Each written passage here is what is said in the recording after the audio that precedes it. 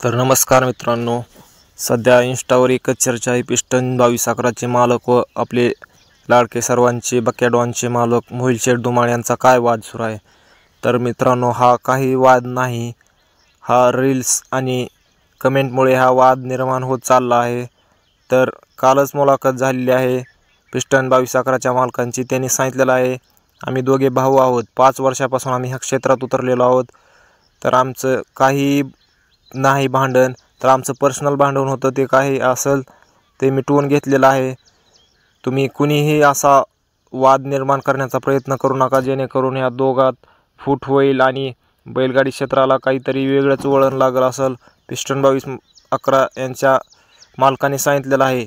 तर जे कोणी असं कमेंट करेल, रील्स टाकेल, त्यांच्यावर कठोर कारवाई करण्यात येईल. तर कोणीही मित्रांनो असं काही करू नका, जेणेकरून आपल्या बैलगाडी क्षेत्राला वेगळं वळण लागल. हे दोन भाऊ एकत्र येतील तितकाच आनंद आहे. बैलगाडी क्षेत्र एक चांगल्या सुरळीत चालेल मित्रांनो.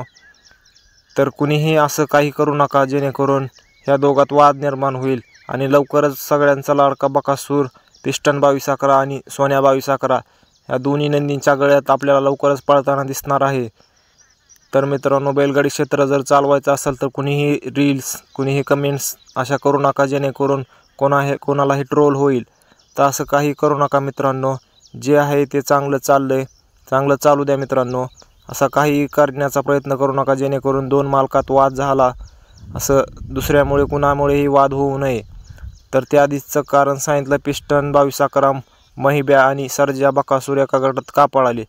तर त्यांनी सांगितलं, दोन्हीही बैलाच्या चिठ्ठ्या एकाच गटात निघाल्यामुळं पळावं लागलं. तर कुणीही असा द्वेष निर्माण करून घेऊ नका की ह्यानं गाडी मारली, त्यानं गाडी मारली आणि ट्रोल करायला सुरू करू नका मित्रांनो. असं ट्रोल केल्यामुळं बैलगाडी क्षेत्राचंच नुकसान आहे, त्या दोन मालकांचं नाही, तर बैलगाडी क्षेत्रालाच वेगळं वळण लागणार आहे. तर असं काही होऊ नये मित्रांनो, बैलगाडी क्षेत्राला वळण लागू नये.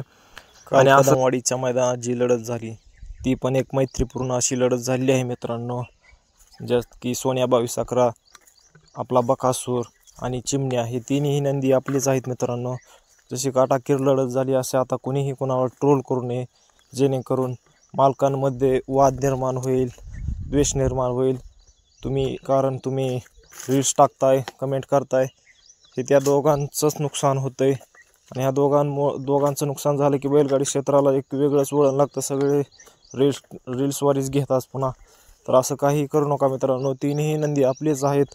तर लवकरच त्या तिन्ही नंदीच्या जोट्यात आपला बकासूर पळताना दिसणार आहे. तर कुणीही असं काही करू नका, जेणेकरून वादाला बळी पडावं लागेल. तर धन्यवाद मित्रांनो. आपला व्हिडिओ आवडल्यास लाईक करा, शेअर करा आणि सबस्क्राईब करायला मात्र विसरू नका.